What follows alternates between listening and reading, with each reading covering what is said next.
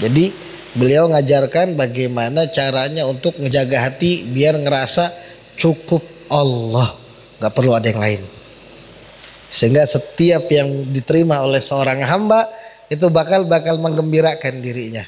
Dia sehat, dia gembira, dia sakit, dia gembira, dia kaya, dia gembira, dia miskin, dia girang.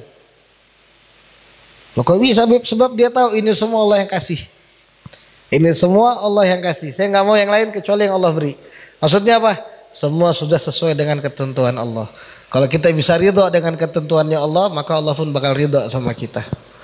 Jadi Nabi dikasih Allah dunia bukan karena beliau menolak sombong, bukan. Tapi beliau cuma mau Allah, beliau nggak mau yang lain kok.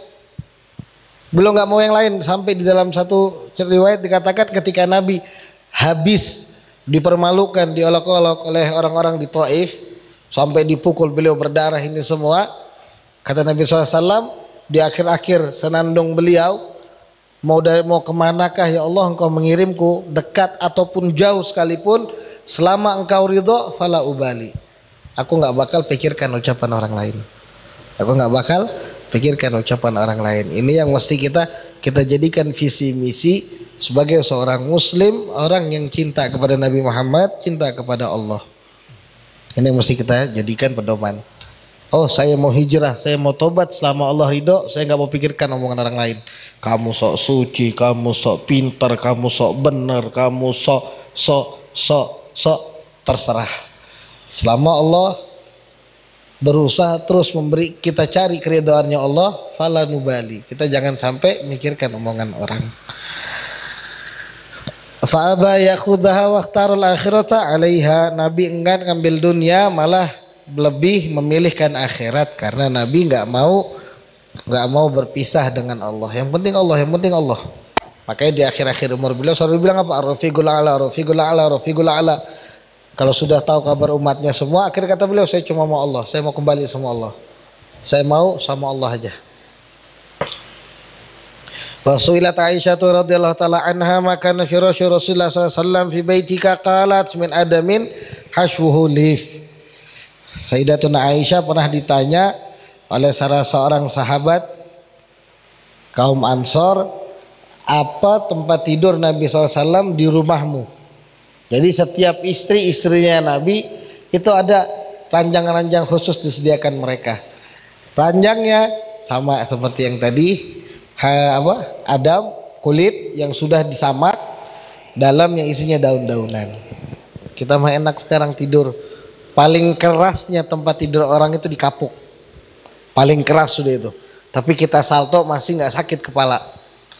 Coba orang salto di ubin, di kayu, lumayan sakit kepalanya. Makanya orang-orang soleh mereka tidurnya nggak mau di kasur. Kayak kemarin malam adalah Habib Muhammad Segaf datang, udah kita sediakan kamar kasur. Enggak, beliau cuma minta karpet tebalnya segini kali ya, segini kemarin ya, karpet yang kita punya di kantor, segini kali ini. Alasannya apa? Sebagaimana alasan Nabi SAW, kalau ketebalan susah bangun malam. Ini orang-orang soleh. Lah kalau kita malah usaha nyenyak-nyenyakin tidur, biar apa? Biar gak bangun subuh. Jadi udzur Beb, bisa subuhnya nanti waktu duha. Kan udzur sholat itu tidur sampai dia bangun Beb. Betul. Tapi kalau kamu sengaja tidurnya tebal-tebal pakai selimut, AC, biar gak bangun subuh, ini berarti dia sudah gak berudzur. Sudah gak berudzur, dia berdosa. Selama dia tidur sekalipun Beb, selama dia tidur sekalipun. Karena dia sudah tahu, oh saya tidurnya di spring bed nomor 1 yang kualitasnya grade A lagi. Kemudian pakai bed covernya yang tebel, AC-nya yang paling bagus misalkan, udah gitu yang paling dingin. Terus di kamarnya ada aromaterapi yang bikin tenang, dikasih musik-musik klasik, tidurnya jam 2 malam. Tujuannya biar gak bangun subuh. Jadi bukan udzur kalau begitu, itu bukan udzur, malah berdosa kalau dia tidur. Tapi kalau dia sudah tidurnya di lantai kayak Andre, Masya Allah, sampai bisa menikmati tidur di lantai, sampai bisa keluar air-air surga, air ilernya, itu betul-betul menikmati. Insya Allah ada tanda-tanda orang soleh di dirinya, amin. Nggak kayak kita kadang tidur di lantai setengah mati, apalagi sampai bisa berubah gaya.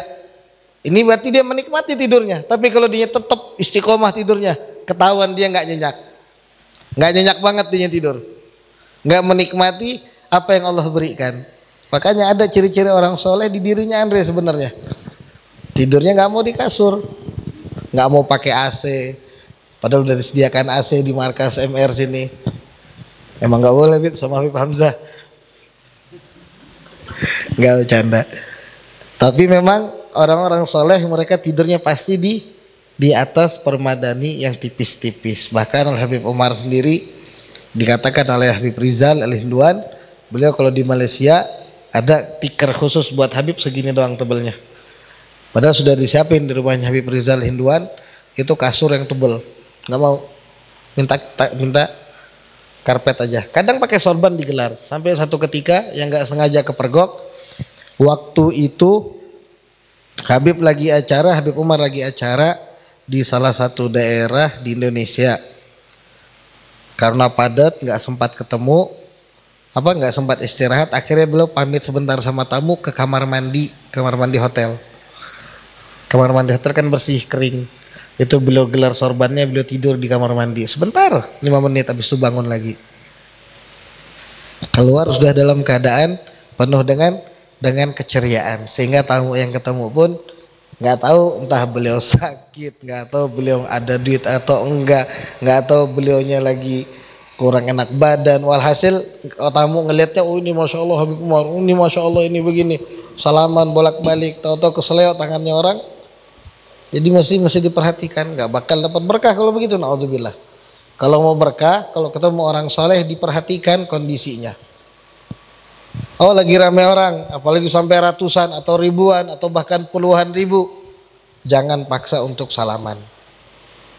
Perhatikan kondisi mereka. Mereka datang ke tempat kita dalam keadaan sehat. Allah pengen bagi-bagi berkah sama rahmatnya untuk kita, sebab beliau-beliau malah jadinya murka kalau mereka semua sakit. Karena sudah berani nyakitin hati kekasihnya Allah. Jadi diperhatikan benar-benar. Wa su'ilat Aisyah radhiyallahu taala anha makana fi Rasulillah. Wa anha radhiyallahu taala anha, dan dari Sayyidah Aisyah juga mengatakan, dakhalat alayya imra'atun minal ansar fara'at firasy Rasulullah sallallahu alaihi wasallam qatifata masniyah fab'athat ilayya bi firashin hashuhu as-sufuf fa dakhala alayya Rasulullah sallallahu alaihi wasallam faqala ma hadha ya Aisyah, qultu ya Rasulullah fulanah al-ansariyah dakhalat fara'at firashaka fab'athat ilayya bihadha faqala ruddihi ya Aisyah fa wallahi law syi'tu la ajrallahu ta'ala ma'i jibal adh-dhahabi wal fiddah wal qatifah ditharun lahu khumlun. Diriwayatkan dari Sayyidah Aisyah radhiyallahu anha bahwasanya beliau menceritakan satu ketika ada satu perempuan nyambangin rumahnya Siti Aisyah, main-main, atau istilahnya sekarang ngedatengin istrinya kiai, istrinya ustadz, istrinya Habib gitu loh. Karena kan yang pengen tahu gimana kehidupan Nabi SAW di dalam rumah, nggak mungkin tahu kecuali orang-orang dalam rumah. Nggak mungkin yang ceritakan dalam rumahnya Nabi orang yang tinggalnya di Syam, nggak mungkin. Dia pun bisa cerita melalui riwayat dari orang yang ada di dalam rumahnya Nabi, itu pasti. Itu pasti. Itu baru khobarnya bisa diterima. Ini dia sudah nggak pernah ketemu, nggak pernah kenal, nggak pernah tahu dalam rumah, tahu-tahu dia subhanallah ngomongin, dia tahu ndak? Si ini kaya loh, bang, masya Allah. Dia tahu ndak hidupnya dia enak, dia tahu ndak istrinya dia 4, dia tahu ndak? Lah dia tahu, nanti serumah sama dia enggak? Pernah ketemu enggak? Terus ya kayaknya sih. Nah ini yang bahaya. Alhamdulillah. Jadi perempuan Ansariyah tadi, dari kaum Ansar tadi, perempuan tadi datang ke rumah Siti Aisyah pengen tanya tentang Nabi SAW, pengen ngelihat kehidupan Nabi di dalam rumah. Begitu masuk dilihat ada tempat tidurnya Nabi qatifah masniyah. Ini riwayat lain berarti mengatakan tempat tidurnya Nabi itu selimut yang bekutu, yang dilipat 2 lipatan. Sebentar. Jadi anggaplah nggak ada tah, jamik nggak ada ya? Apa? Lain-lain, stand mic nggak ada ya? Ini aja nggak apa. Jadi dia buat 2 lipatan, misalkan 1 lipatan begini, ini selimutnya. Nah buat Nabi tidur, Nabi kan tadi tidurnya nggak panjang, cuma 1-2 diro lebih sedikit, lebarnya 1 diro lebih sejengkal, kurang lebih segitu. Jadi dilipat 2 begini doang. Yang ngelihat tempat tidurnya Nabi cuma selimut yang dilipat 2, udah gitu berkutu. Maksudnya apa? Bahan kainnya bahan murah, bukan sutra. Itu maksudnya. Itu maksudnya. Fa'bathat ilayya bi firashin haswu sufuf. Maka karena dia ngelihat tadi, ya Allah kasihan amat ini Rasulullah yang seharusnya menikmati hidup. Ini bukan presiden, ini bukan gubernur, ini bukan Pak RT, ini bukan Pak RW, bukan wali kota, ini Rasulullah. Maksudnya gitu loh. Ini kekasihnya Allah. Kok tidurnya cuma selimut 2 lipat, udah gitu selimut murah yang berkutu. Bukan niat ngehina Nabi, bukan, tapi ini bentuk kesederhanaan Nabi Muhammad. Saking sederhananya, bukan berarti ranjangnya Nabi penuh kutu, bukan. Maksudnya selimut yang ada kutunya, selimut yang bisa dimakan sama rayap kutu gitu loh. Kalau sutra kan enggak, saking licinnya tuh, saking mahalnya, bahannya lain gitu loh maksudnya. Selimutnya Nabi nggak ada yang punya kutu, tapi bahannya bahan yang murah. Akhirnya dikirimkan kasur yang isinya itu kain wol, benang-benang wol dari kulit-kulit kambing yang agak tebal, yang empuk, yang kalau tidur di atasnya itu anget bawaannya. Istilah sekarang itu kasur itu begitu diginikan ngelawan dianya kembali gitu loh. Kok ini kan tuh nggak balik-balik tuh, keras. Ini keras. Tapi yang itu istilahnya diginikan lama baliknya, saking empuknya. Jadi kalau tidur kebentuk kepala, leher, badan semuanya kebentuk. Kalau dia tengkurap kebentuk juga. Itu kain wol maksudnya. Yang lebih agak tebal biar nyaman Nabi SAW tidurnya. Fadakhala alaihi Rasulullah SAW, habis dikasih ditinggalkan. Ini hadiah buat Nabi SAW. Dikasih kenikmatan maksudnya. Dia juga pengen dapat pahala nyenangkan hati Nabi SAW. Sebab kalau Nabi senang, pasti Allah senang. Kalau mau tahu bagaimana cara, apakah Allah ridho sama kita atau enggak, lihat bagaimana kita sama Nabi. Kalau kita bisa nyenangkan hati Nabi, berarti Allah lagi senang sama kita. Tapi kalau kerjaan kita hari-hari ngebuat Nabi nangis, hari-hari tiap saat ngebuat Nabi sedih, hari-hari ngebuat Nabi sesek, nggak bisa bernafas. Ya Allah, ini lagi ya Allah, umatku. Begitu juga Allah. Akhirnya Allah bakal sibukkan kita sama dunia, sehingga makin jauh dari Allah. Naudzubillah. Jadi begitu dilihat Nabi SAW, Nabi pulang ngelihat mahada ya Aisyah. Ini apa Aisyah? Nggak marah, cuma nanya ini apa ini? Kok ajib, tebel. Kalau katanya Siti Aisyah, ini ada perempuan dari orang Ansor ngasih hadiah. Alhamdulillah engkau wahai suamiku, wahai Rasulullah bisa tidur lebih nyaman. Kata Nabi SAW, urudih ya Aisyah, kembaliin aja nggak apa-apa. Fa wallahi demi Allah, lau syi'tu, kalau aku pengen, Allah bakal kasih aku bergunung-gunung emas sama perak. Jawabannya Nabi. Bukan Nabi nggak bisa, tapi memang Nabinya menolak untuk hidup mewah. Sebab kalau Nabi SAW hidupnya dalam kemewahan, maka sunnah nanti hanya bisa dikerjakan oleh orang-orang kaya. Coba kalau andai kata sunnahnya Nabi SAW cuma pakai minyak harum yang gahruut, yang mahal-mahal, apa dayanya kita yang cuma bisa 10 ribuan yang sekali colek bau habis itu hilang, nggak dapat sunnah.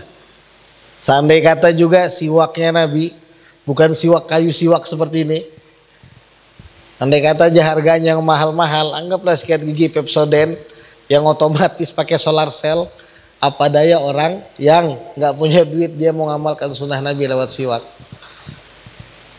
Andai kata sunnah tidur di atas kasur yang megah, gimana kita yang cuma punya kasur kapuk keras tapi lebih nyaman daripada kasurnya Nabi yang sekarang, yang kita tahu sekarang. Kalau kasur kapuk kita tapi sedangkan sunnahnya Nabi misalkan nih pakai spring bed yang paling empuk, atau kasur air atau kasur angin, nggak dapat sunnah kita. Makanya Nabi menyunahkan pakai yang paling standar, yang semua orang bisa ngikutin.